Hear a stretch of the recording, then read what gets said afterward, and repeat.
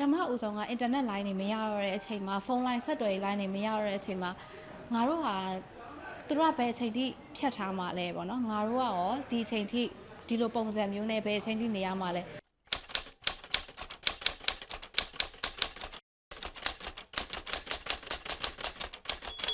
အာနာသိန်းဝါဆိုတာတိလာရတဲ့အချိန်မှာခံစားချက်က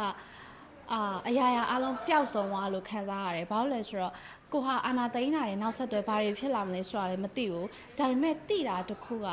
အာနာသိန်းတယ်ဆိုတာကောင်းတဲ့လုပ်ရတော့မဟုတ်ဘူးပြီးတော့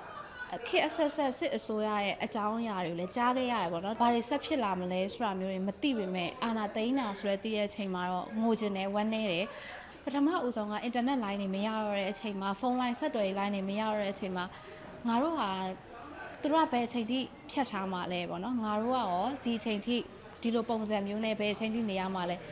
ခါတိုင်းဆိုရင်မနက်မိုးလင်းတာနဲ့ဖုန်းကြည့်ရဲလို့ပေါ့နော်ဖုန်းကြည့်ရဲသတင်းတွေကြည့်ရဲဘာတွေဖြစ်လဲဘာတွေထူးခြားလဲဆိုတာကြည့်ရဲဒါပေမဲ့အဲ့ဒီနေမှာဘာမှကြည့်လို့မရဘူးလောကကြီးနဲ့လုံးဝရုပ်တရက်ကြီးအဆက်အသွယ်ပြတ်ပြီးတော့ကိုကဒီမျိုးသေးသေးလေးတွေကလူတစ်ယောက်ဖြစ်သွားတယ်လို့ခံစားရတယ်